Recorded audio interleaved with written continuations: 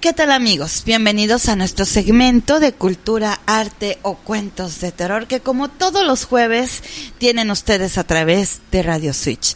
De esta manera retomamos estos cuentos tan clásicos, tan sublimes de Edgar Allan Poe, y hoy este cuento que nos fascina, tan lleno de amor y de misterio, Ligeia.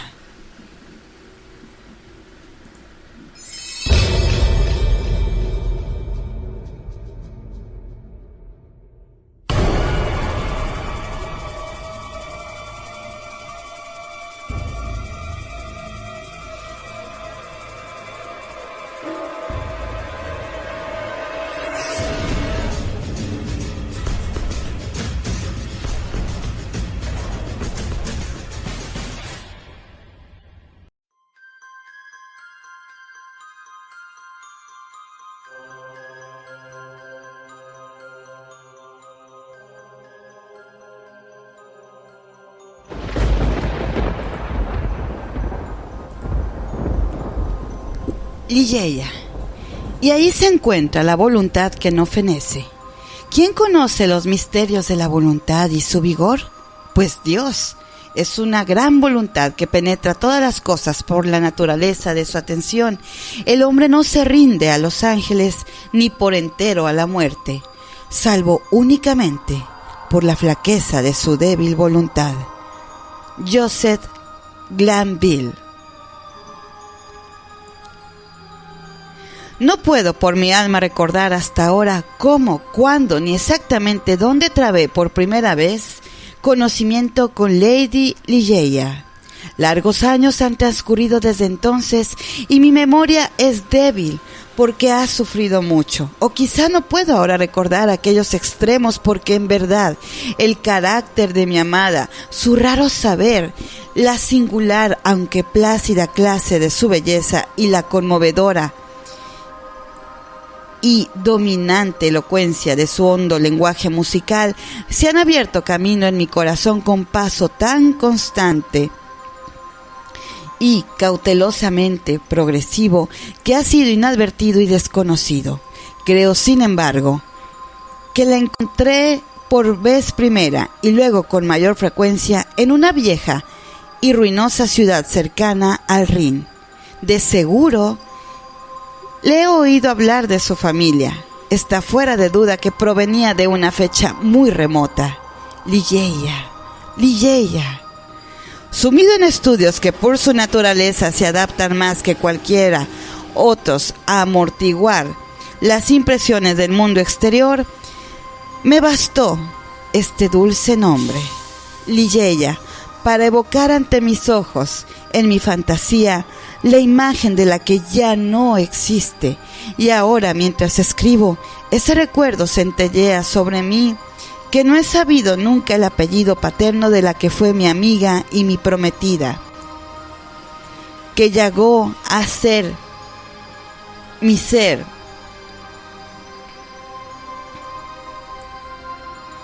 mi compañera de estudios y al fin la esposa de mi corazón.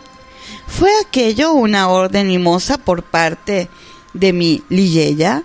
¿O fue una prueba de la fuerza de mi afecto lo que me llevó a no hacer investigaciones sobre ese punto? ¿O fue más bien un capricho mío, una vehemente y romántica ofrenda sobre el altar de la más apasionada devoción? Si solo recuerdo el hecho de un modo confuso, ¿cómo asombrarse de que haya olvidado tan por completo las circunstancias que le originaron o le acompañaron? Y en realidad, si alguna vez el espíritu que llaman novelesco, si alguna vez la brumosa y alada Astophet del idólatra Egipto preside, según dicen los matrimonios fatídicamente adversos, con toda seguridad presidió el mío.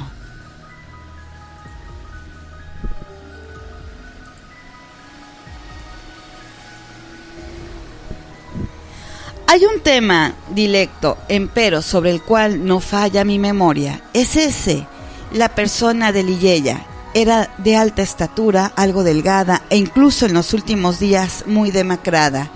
Intentaría yo en vano describir la majestad, la tranquila soltura de su porte o la incomprensible ligereza y flexibilidad de su paso. Llegaba y partía como una sombra. No me daba cuenta jamás de su entrada en mi cuarto de estudio, salvo por la amada música de su apagada y dulce voz.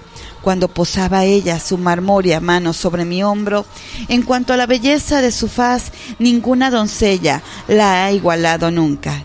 Era el esplendor de su sueño de opio, una visión aérea y encantadora, más ardorosamente divina que las fantasías que revuelan alrededor de las almas dormidas de las hijas de Delos. Con todo, sus rasgos no poseían ese modelado regular que nos han enseñado falsamente a reverenciar con las obras clásicas del paganismo.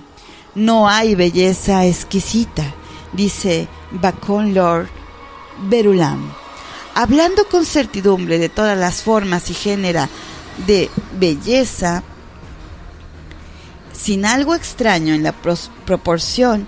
No obstante, aunque yo veía que los rasgos de Ligeia no poseían una regularidad clásica, aunque notaba que su belleza era realmente exquisita y sentía que había en ella mucho de extraño, me esforzaba en vano por descubrir la irregularidad y por perseguir los indicios de mi propia percepción de lo extraño. Examinaba el contorno de la frente alta y pálida, una frente irreprochable. Cuán fría es, en verdad, esta palabra cuando se aplica a una majestad tan divina. La piel que competía con el más puro marfil, la amplitud imponente, la serenidad, la graciosa prominencia de las regiones que dominaban las sienes y luego aquella cabellera de un color negro como plumaje.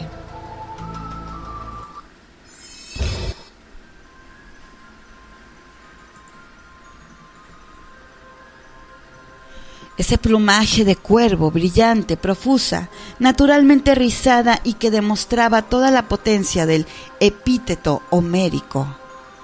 Jacintina. Miraba yo las líneas delicadas de la nariz y en ninguna parte más que en los graciosos medallones hebraicos había contemplado una perfección semejante. Era la misma tersura de superficie, la misma tendencia casi imperceptible a lo aguileño, las mismas aletas curvadas con armonía que revelaban un espíritu libre. Contemplaba yo la dulce boca, encerraba el triunfo de todas las cosas celestiales, la curva magnífica del labio superior, un poco corto, el aire suave y voluptuosamente reposado del interior, los hoyuelos que se marcaban y el color que hablaba, los dientes reflejando en una especie de relámpago cada rayo de luz bendita que caía sobre ellos en sus sonrisas serenas y plácidas, pero siempre radiantes y triunfadoras. Analizaba la forma del mentón y allí también encontraba la gracia, la anchura, la dulzura, la majestad, la plenitud y la espiritualidad griegas, ese contorno que el dios Apolo reveló solo en sueños a Cleómenes, el hijo del ateniense, y luego miraba yo los grandes ojos de Ligeia. Para los ojos no encuentro modelos en la más remota antigüedad. ¿Acaso eran aquellos ojos de mi amada donde residía el secreto al que Lord Verulam alude? Eran, creo yo, más grandes que los ojos ordinarios de nuestra propia raza, más grandes que los ojos de la gacela de la tribu del valle de Norjahad. Aún así, a ratos era en los momentos de intensa excitación cuando esa particularidad se hacía más notablemente impresionante en Ligeia. En tales momentos, su belleza era, al menos así parecía quizá a mi imaginación inflamada, la belleza de las fabulosas huríes de los turcos. Las pupilas eran del negro más brillante y bordeadas de pestañas de azabache muy largas. Sus cejas, de un dibujo ligeramente irregular, tenían ese mismo tono. Sin embargo, lo extraño que encontraba yo en los ojos era, independientemente de su forma, de su color y de su brillo, y debía atribuirse en suma a la expresión, a palabras sin sentido, pero sentido y sonido, basta la actitud en que se atrincheraba nuestra ignorancia de lo espiritual. La expresión de los ojos de Ligeia, cuántas largas horas he meditado sin ello, cuántas veces durante una noche entera de verano me he esforzado en sondearlo. ¿Qué era aquello? Aquel lago más profundo que el pozo de Demócrito que vacía en el fondo de las pupilas de mi amada. ¿Qué era aquello? Se adueñaba de mí la pasión de descubrirlo. Aquellos ojos, aquellas grandes y brillantes y divinas pupilas, habían llegado a ser para mí las estrellas gemelas de Leda, y era yo para ellas el más devoto de los astrólogos. No existe hecho, entre las muchas incomprensibles anomalías de la ciencia psicológica, que sea más sobrecogedoramente emocionante que el hecho, nunca señalado, según creo, en las escuelas, de que en nuestros esfuerzos por traer a la memoria una cosa olvidada desde hace largo tiempo, nos encontremos con frecuencia al borde mismo del recuerdo, sin ser al fin capaces de recordar. Y así, ¿cuántas veces en mi ardiente análisis de los ojos de Ligeia he sentido acercarse el conocimiento pleno de su expresión? Lo he sentido acercarse, y a pesar de ello no lo he poseído del todo, y por último ha desaparecido con absoluto y extraño, o al menos el más extraño de todos los misterios. He encontrado en los objetos más vulgares del mundo una serie de analogías con esa expresión. Quiero decir que después del periodo en que la belleza de Ligeia pasó por mi espíritu y quedó allí como un altar, extraje de varios seres del mundo material una sensación análoga a la que se difundía sobre mí, en mí, bajo la influencia de sus grandes y luminosas pupilas. Por otra parte, no soy menos incapaz de definir aquel sentimiento, de analizarlo o incluso de tener una clara percepción de él. Lo he reconocido, repito, algunas veces en el aspecto de una viña crecida deprisa, en la contemplación de una falena, de una mariposa, de una crisálida, de una corriente de agua presurosa. Lo he encontrado en el océano, en la caída de un meteoro. Lo he sentido en las miradas de algunas personas de edad desusa. Hay en el cielo una o dos estrellas, en particular una estrella de sexta magnitud, doble y cambiante, que se puede encontrar junto a la gran estrella de la Lira, que vistas con telescopio me han producido un sentimiento análogo. Me he sentido henchido de él con los sonidos de ciertos instrumentos de cuerda, y a menudo en algunos pasajes de libros, entre otros innumerables ejemplos. Recuerdo muy bien algo en un volumen de Joseph Granville, que tal vez sea simplemente por su exquisito arcaísmo. ¿Quién podría decirlo? No ha dejado nunca de inspirarme el mismo sentimiento. Y allí se encuentra la voluntad que no fenece. ¿Quién conoce los misterios de la voluntad y su vigor? Pues Dios. Es una gran voluntad que penetra todas las cosas por la naturaleza de su atención. El hombre no se rinde a los ángeles ni por entero a la muerte, salvo únicamente por la flaqueza de su débil voluntad.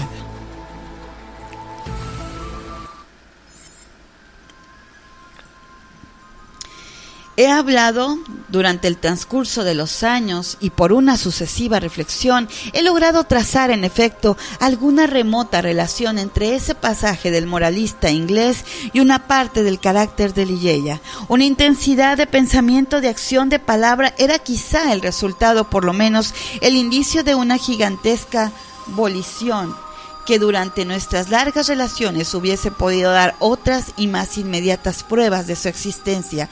De todas las mujeres que he conocido, ella, la tranquila al exterior, la siempre plácida Ligeia, era la presa más desgarrada por los tumultuosos buitres de la cruel pasión. Y no podía yo evaluar aquella pasión sino por la milagrosa expansión de aquellos ojos que me deleitaban y me espantaban al mismo tiempo, por la melodía casi mágica, por la modulación, la claridad y la placidez de su voz muy profunda, y por la fiera energía que hacía el doble de efectivo al contraste en su manera de pronunciar de las vehementes palabras que prefería ella habitualmente.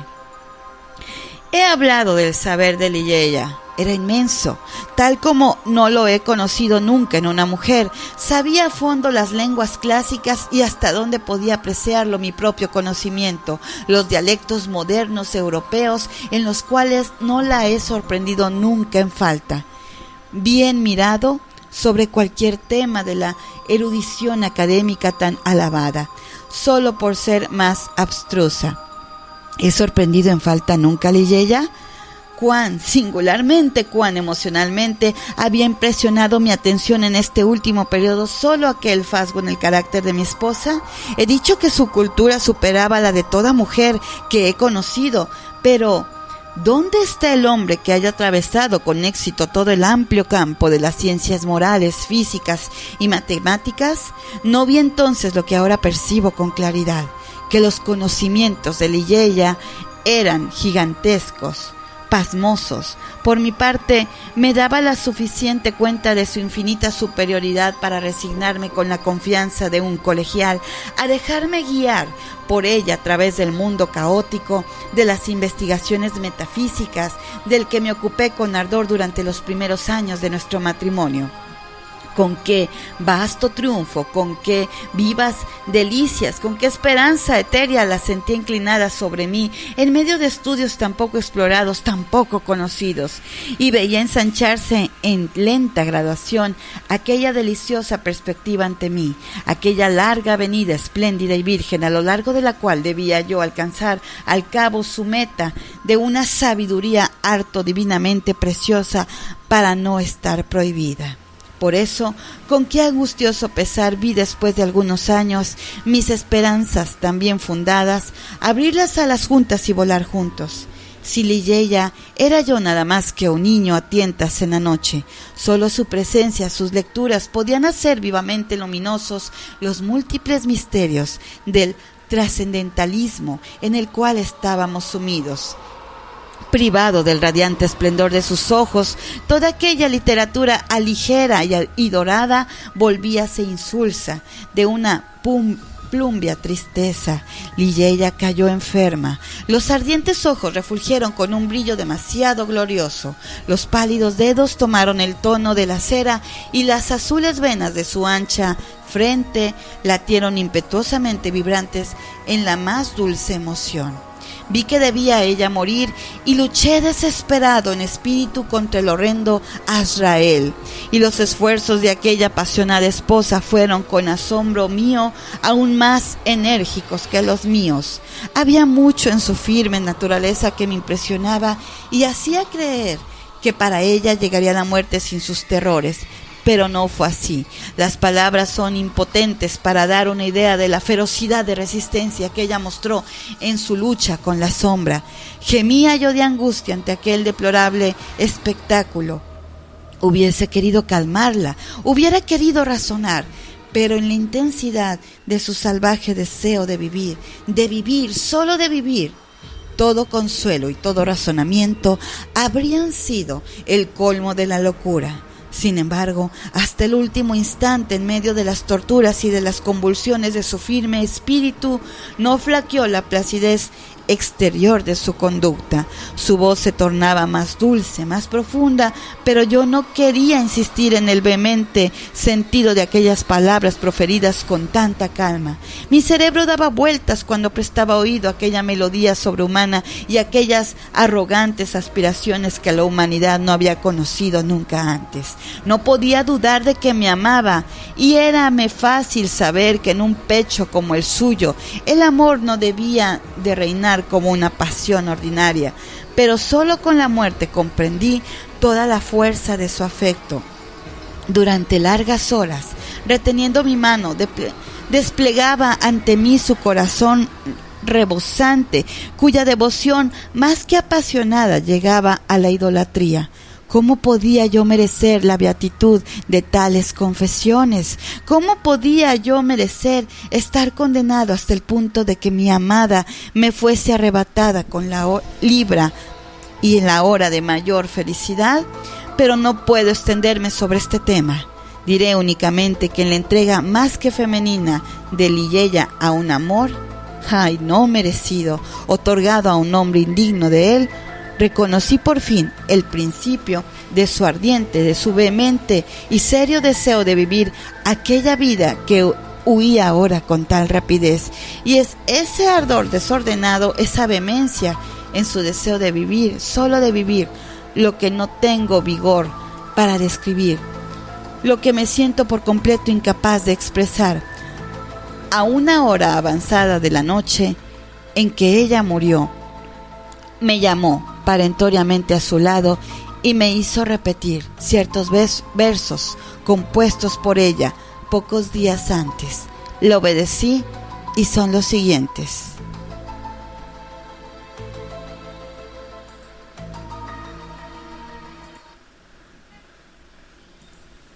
Mirad, esta es noche de gala, después de los postreros años tristes. Una multitud de ángeles, aligeros, ornados de velos y anegados en lágrimas, siéntase en un teatro para ver un drama de miedos y esperanzas, mientras la orquesta exhala a ratos la música de los astros. Mimos, a semejanza del Altísimo, murmuran y rezongan quedamente, volando de un lado para otro. Meros muñecos que van y vienen a la orden de grandes seres informes que trasladan las escenas aquí y allá, sacudiendo con sus alas de cóndor al dolor invisible. ¡Qué abigarrado drama! Oh, sin duda, jamás será olvidado, con su fantasma sin cesar acosado, con un gentío que a pesarle no puede, en un círculo que gira eternamente sobre sí propio y en el mismo sitio. Mucha locura, más pecado aún, y el horror son alma de la trama. Pero mirad, entre la chusma mímica, una forma rastrera se entremete, y una cosa roja de sangre que llega retorciéndose a la soledad escénica, se retuerce y retuerce, con jadeos mortales, los mismos son ahora su pasto. Los serafines lloran viendo los dientes del gusano chorrear sangre humana. Fuera, fuera todas las luces, y sobre cada forma trémula, el telón cual paño fúnebre baja con tempestuoso ímpetu. Los ángeles pálidos todos, lívidos se levantan, descúbranse, afirma que la obra es la tragedia hombre y su héroe el gusano triunfante. ¡Oh, Dios mío!, gritó casi ella, alzándose de puntillas y extendiendo sus brazos hacia lo alto con un movimiento espasmódico cuando acabé de recitar estos versos. ¡Oh, Dios mío! ¡Oh, Padre Divino!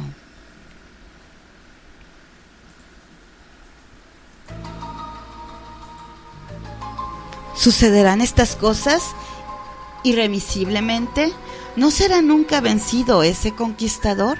¿No somos nosotros una parte y una parcela de ti? ¿Quién conoce los misterios de la voluntad y su vigor? El hombre no se rinde a los ángeles ni a la muerte por completo, salvo por la flaqueza de su débil voluntad. Y entonces, como agotada por la emoción, dejó caer sus blancos brazos con resignación y volvió solemnemente a su lecho de muerte. Y cuando exhalaba sus postreros suspiros, se mezcló a ellos desde sus labios un murmullo confuso. Agucé el oído y distinguí de nuevo las terminantes palabras del pasaje de Granville: el hombre no se rinde a los ángeles ni por entero a la muerte, salvo por la flaqueza de su débil voluntad. Ella murió, y yo, pulverizado por el dolor, no pude soportar más tiempo la solitaria desolación de mi casa en la sombría y ruinosa ciudad junto al Rin.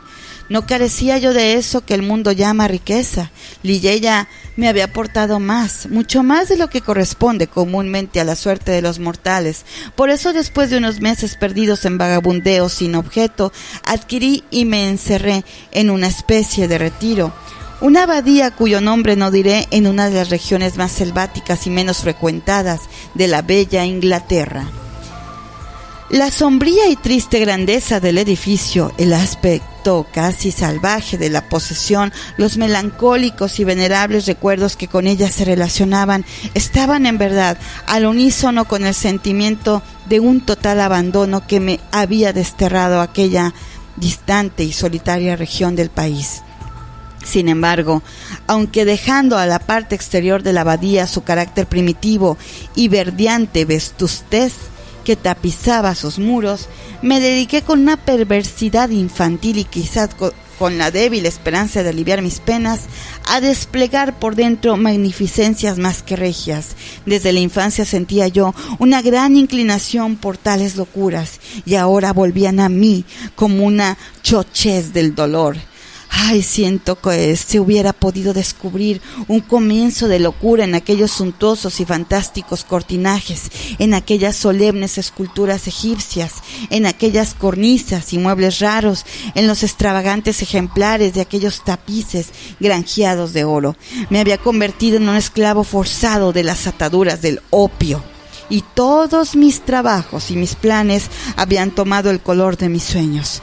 Pero no me detendré en detallar aquellos absurdos. Hablaré solo de aquella estancia maldita para siempre, donde en un momento de enajenación mental conduje al altar y tomé por esposa, como sucesora de la inolvidable Ligeia, a Lady Rowena Trevanion de Tremaine, de rubios cabellos y ojos azules. No hay una sola parte de la arquitectura y del decorado de aquella estancia nupcial que no aparezca ahora visible ante mí.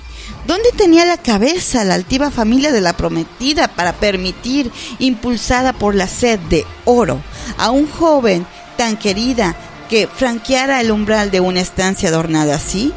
Ya he dicho que recuerdo minuciosamente los detalles de aquella estancia, aunque olvidé tantas otras cosas de aquel extraño periodo, y en el caso que no había en aquel lujo fantástico sistema que pudiera imponerse a la memoria. La habitación estaba situada en una alta torre de aquella abadía, construida como un castillo. Era de forma pentagonal y muy espaciosa, y todo el lado sur del pentágono estaba ocupado por un lado por una sola ventana, una inmensa superficie hecha de una luna entera de Venecia de un tono oscuro, de modo que los rayos del sol o de la luna que la atravesaban proyectaban sobre los objetos interiores una luz lúgubre. Por encima de aquella enorme ventana se extendía el enrejado de una añosa parra que trepaba por los muros macizos de la torre. El techo de roble, que parecía negro, era excesivamente alto, abovedado y curiosamente labrado con las más extrañas y grotescas muestras de un estilo semigótico y semidrudídico. En la parte central, más escondida de aquella melancólica bóveda, colgaba a modo de lámpara de una sola cadena de oro con largos anillos un gran incensario del mismo metal, del estilo árabe, y con muchos calados caprichosos, a través de los cuales corrían y se retorcían con la vitalidad de una serpiente una serie continua de luces polícromas.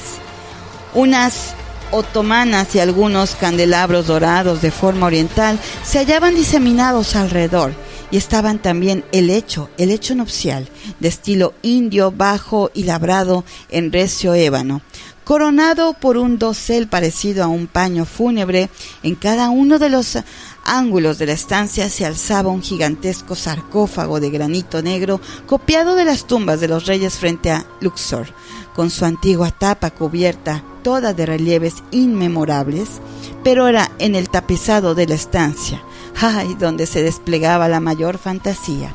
Los muros altísimos, de una altura gigantesca, más allá de toda proporción, estaban tendidos de arriba abajo de un tapiz de aspecto pesado y macizo, tapiz hecho de la misma materia que la alfombra del suelo, y de la que se veía en las otomanas, en el lecho de ébano, en el dosel de este, y con las suntuosas cortinas que ocultaban parcialmente la ventana.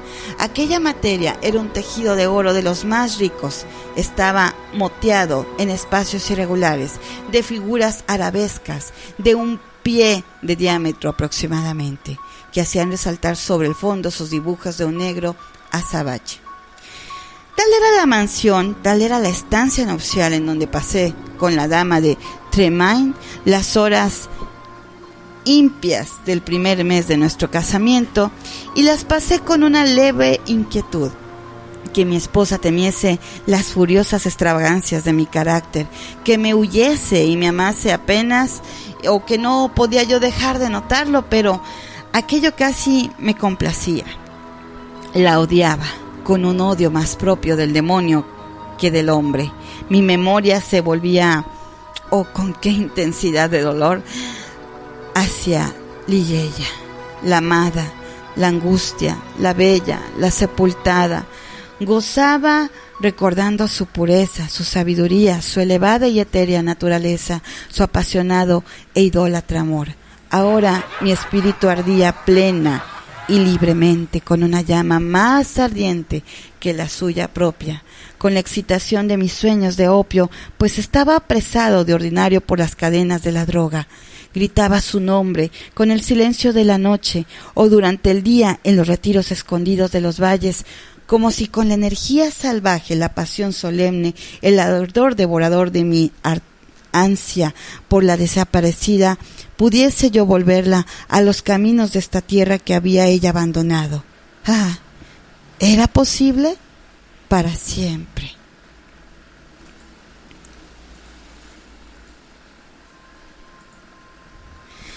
A principios del segundo mes de matrimonio, Lady Rowena fue atacada de una dolencia repentina, de la que se repuso lentamente. La fiebre que la consumía hacía sus noches penosas y en la inquietud de un semisopor hablaba de ruidos y de movimientos que se producían con un lado y en otro de la torre y que atribuía yo al trastorno de su imaginación o acaso a las influencias fantasmagóricas de la propia estancia. Al cabo entró en convalecencia y por último se restableció. Aún así no había transcurrido más que un breve periodo de tiempo cuando un segundo y más violento ataque la volvió a llevar al lecho del dolor. Y de aquel ataque no se restableció nunca del todo su constitución, que había sido siempre débil. Su dolencia tuvo desde esa época un carácter alarmante y unas recaídas más alarmantes aún que desafiaban toda ciencia y los denodados esfuerzos de sus médicos. A medida que se agravaba aquel mal crónico, que desde entonces sin duda se había apoderado por demás de su constitución, por ser factible que lo arrancasen medios humanos, no pude impedirme de observar una imitación nerviosa creciente y una excitabilidad que su temperamento por las causas más triviales del miedo. Volvió ella a hablar y ahora con mayor frecuencia e insistencia de ruidos, de ligeros ruidos y de movimientos insólitos en los tapices a los que había ya aludido. Una noche, hacia fines de septiembre, me llamó la atención sobre aquel tema angustioso en un tono más desusado que de costumbre. Acababa ella de despertarse de un sueño inquieto y había yo espiado con un sentimiento medio de ansiedad, medio de vago terror, las muecas de su demacrado rostro. Hallábame sentado junto al lecho de ébano en una de las otomanas indias. Se incorporó ella a medias y habló en un excitado murmullo de ruidos que entonces oía, pero que yo no podía oír, y de movimientos que entonces veía, aunque yo no los percibiese. El viento corría veloz por detrás de los tapices y me dediqué a demostrarle, lo cual debo confesar que no podía yo creerlo del todo, que aquellos rumores apenas articulados y aquellos cambios casi imperceptibles en las figuras de la pared eran tan solo los efectos naturales de la corriente de aire habitual. Pero una palidez mortal que se difundió por su cara probó que mis esfuerzos por tranquilizarla eran inútiles. Pareció desmayarse y no tenía yo cerca a criados o a quienes llamar. Recordé el sitio donde estaba colocada una botella de un vino suave, recetado por los médicos, y crucé presuroso por la estancia para cogerla. Pero al pasar bajo la luz del incensario, dos detalles de una naturaleza impresionante atrajeron mi atención. Había yo sentido algo palpable, aunque invisible, que pasaba cerca de mi persona, y vi sobre el tapiz de oro, en el centro mismo de la viva luz que proyectaba el innecesario, una sombra, una débil e indefinida sombra de angelical aspecto. tal como se puede imaginar la sombra de una forma, pero como estaba yo vivamente excitado por una dosis excesiva de opio, no concedí más que una leve importancia a aquellas cosas, que ni hablé de ellas a Rowena. Encontré el vino, crucé de nuevo la habitación y llené un vaso que acerqué a los labios de mi desmayada mujer. Entretanto, se había repuesto en parte y cogió ella misma el vaso, mientras me dejaba yo caer sobre una otomana cerca del lecho, con los ojos fijos en una persona. Fue entonces cuando oí claramente un ligero rumor de pasos sobre la alfombra junto al lecho, y un segundo después, cuando Rowena hacía ademán de alzar el vino hasta sus labios, vi o pude haber soñado que veía caer dentro del vaso, como de alguna fuente invisible que estuviese en el aire de la estancia, 3 o 4 anchas gotas de un líquido brillante color rubí. Sí, yo lo vi. Rowena no lo vio. Bebió el vino sin vacilar y me guardé bien de hablarle de aquel incidente que tenía yo que considerar, después de todo, como sugerido por una imaginación sobreexcitada a la que hacían morbosamente activa el terror de mi mujer, el opio y la hora. A pesar de todo, no pude ocultar a mi propia percepción que inmediatamente después de la caída de las gotas color rubí, un rápido cambio, pero a un estado peor, tuvo lugar en la enfermedad de mi esposa, de tal modo que a la tercera noche las manos de sus servidores le preparaban para la tumba, y la cuarta estaba yo, sentado solo, ante el cuerpo de ella envuelto en un sudario, en aquella fantástica estancia que la había recibido, como a mi esposa. Extrañas visiones engendradas por el opio revoloteaban como sombras ante mí. Miraba con ojos inquietos los sarcófagos en los ángulos de la estancia, las figuras cambiantes de los tapices y las luces serpentinas y polícromas del incensario sobre mi cabeza, y mis ojos cayeron entonces cuando intentaba recordar los incidentes de la noche anterior en aquel sitio, bajo la claridad del incensario, donde tuve esta visión de las huellas ligeras de la sombra. Sin embargo, ya no estaba allí, y respirando con gran alivio, volví la mirada a la pálida y rígida figura tendida sobre el lecho.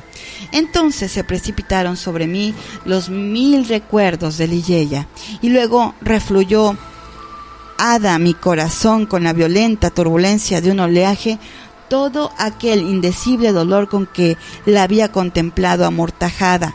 La noche iba pasando y siempre con el pecho henchido de amargos pensamientos de ella, de mi solo y único amor, permanecí con los ojos fijos en el cuerpo de Rowena. Sería medianoche o tal vez más temprano, pero no había tenido yo en cuenta el tiempo cuando un sollozo quedo ligero, pero muy claro, me despertó. Sobresaltado de mi ensueño, sentí que venía del lecho de ébano, el lecho de muerte. Escuché con la angustia de un terror supersticioso, pero no se repitió aquel ruido. Forcé mi vista para descubrir un movimiento cualquiera en el cadáver, pero no se oyó nada. Con todo, no podía haberme equivocado. Había yo oído el ruido, siquiera ligero, y mi alma estaba muy despierta en mí. Mantuve resuelta y tenazmente concentrada mi atención sobre el cuerpo. Pasaron varios minutos antes de que ocurriese algún incidente que proyectase luz sobre el misterio. Por último, resultó evidente que una coloración leve y muy débil, apenas perceptible, tenía de rosa y se difundía por las mejillas y por las sutiles venas de sus párpados. Aniquilado por una especie de terror y de horror indecibles para los cuales no posee el lenguaje humano una expresión lo suficientemente enérgica, sentí que mi corazón se paralizaba y que mis miembros se ponían rígidos sobre mi asiento. No obstante, el sentimiento del deber me devolvió, por último, el dominio de mí mismo. No podía dudar ya por más tiempo que habíamos efectuado prematuros preparativos fúnebres, ya que Rowena vivía aún. Era necesario realizar desde luego alguna tentativa, pero la torre estaba completamente separada del ala de la abadía ocupada por la servidumbre. No había cerca ningún criado al que pudiese llamar, ni tenía yo manera de pedir auxilio. Como no abandonase la estancia durante unos minutos, a lo cual no podía arriesgarme, Luché pues solo, haciendo esfuerzos por reanimar aquel espíritu todavía en suspenso. A la postre, en un breve lapso de tiempo, hubo una recaída evidente. Desapareció el color de los párpados y de las mejillas, dejando una palidez más que marmórea. Los labios se apretaron con doble fuerza y se contrajeron con la expresión lívida de la muerte. Una frialdad y una viscosidad repulsiva cubrieron y enseguida la superficie del cuerpo y la habitual rigidez cadavérica sobrevino al punto. Me dejé caer trémulo sobre el canapé del que se había sido arrancado tal de súbito y me abandoné de nuevo trasoñando a mis apasionadas visiones de Ligeia. 1 hora transcurrió así, cuando, ¿sería posible?, percibí por segunda vez un ruido vago que venía de la parte del lecho. Escuché en el colmo del horror, el ruido se repitió, era un suspiro. Precipitándome hacia el cadáver, vi con toda claridad un temblor sobre los labios. Un mínimo después se abrieron, descubriendo una brillante hilera de dientes perlinos. El asombro luchó entonces en mi pecho con el profundo terror que hasta ahora lo había dominado.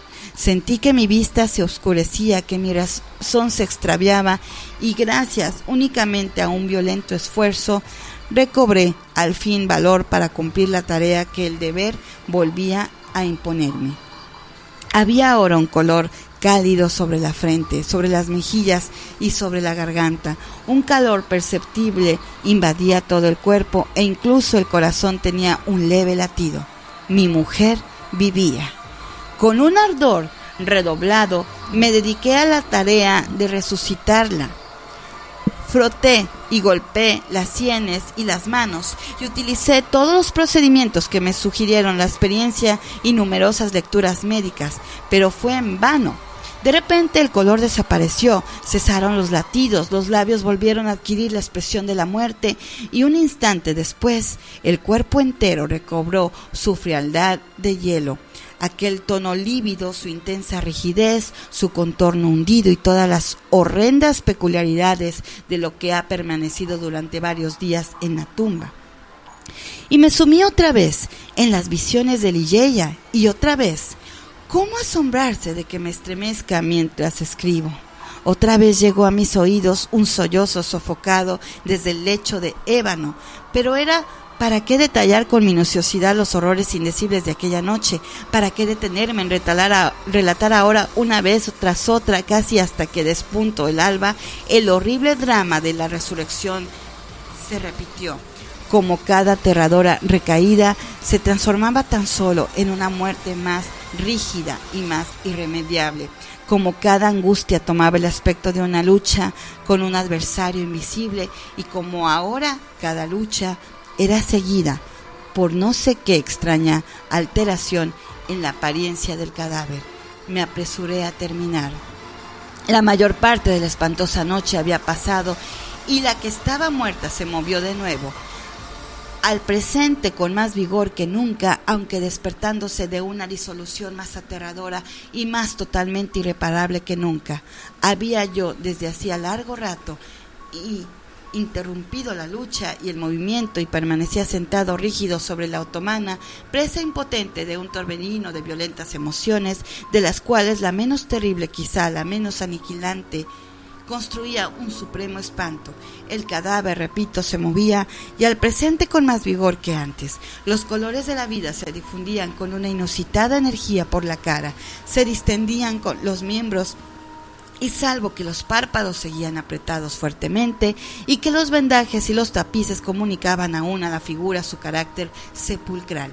Habría yo soñado que Rowena se libertaba por completo de las cadenas de la muerte, pero si no acepté esta idea por entero, desde entonces no pude ya dudar por más tiempo. Cuando, levantándose del lecho, vacilante con débiles pasos, a la manera de una persona aturdida por un sueño, la forma que estaba amortajada avanzó osada y palpablemente hasta el centro de la estancia. No temblé, No me moví, pues una multitud de fantasías indecibles relacionadas con el aire, la estatura, el porte de la figura, se precipitaron velozmente en mi cerebro. Me paralizaron, me petrificaron. No me movía, sino que contemplaba su fijeza la aparición. Había en mis pensamientos un desorden loco, un tumulto inaplacable. ¿Podía ser de veras la Rowena viva quien estaba frente a mí? ¿Podía ser de veras Rowena en absoluto? La de los cabellos rubios y los ojos azules, Daisy Rowena Trevenion de Tremaine. ¿Por qué sí? ¿Por qué lo dudaba yo? El vendaje apretaba mucho la boca, pero entonces, ¿podía no ser aquella la boca